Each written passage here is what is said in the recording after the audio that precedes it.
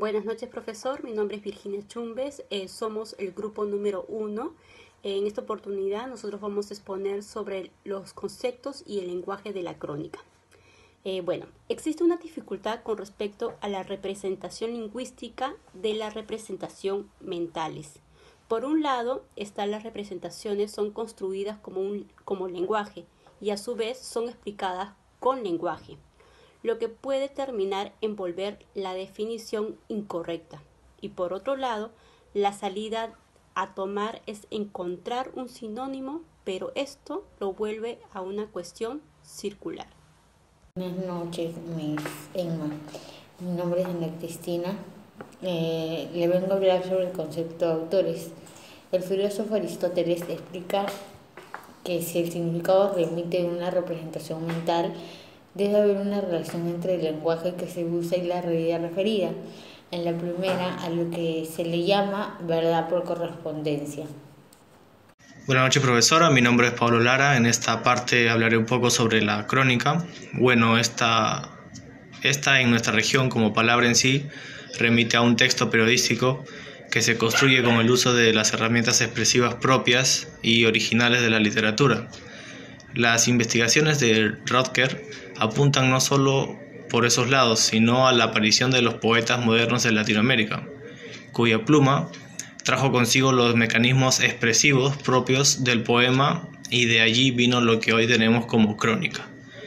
Y sobre esta base, con criterios firmes y con el convencimiento pleno de nuestras acciones, es que se construye testimonios, entendido, si se quiere, como una coherencia entre lo que se hace y se dice.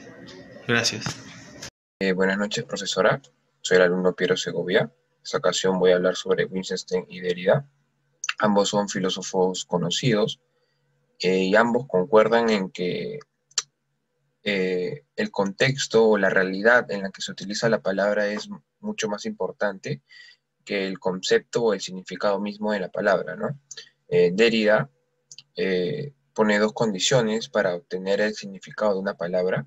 La primera condición es que difiera de otras palabras y la segunda es que se tenga en cuenta el contexto de su uso, ¿no? Incluso afirma que solo es posible encontrar el significado si conocemos un contexto de su uso, pues la idea puede no remitir a una forma inmediata.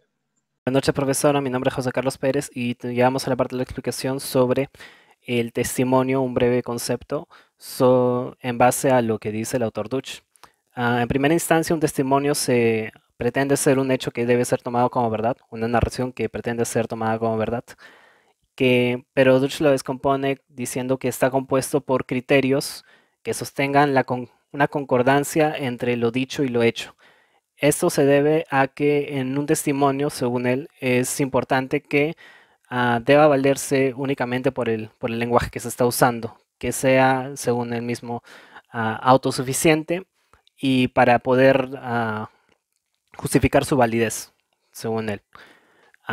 Siguiendo con la explicación, también hace alusiones bajo el mismo concepto. Nosotros suponemos que los cronistas también han dado sus propios testimonios, pero eso han sido apuntando diferentes aspectos de lo que es la crónica y entrecruzan conceptos diferentes que los ayuden precisamente a esa labor. Pero precisamente es esta diferencia que se presenta como una problemática que no pueda unirse en concepto de lo que es una crónica.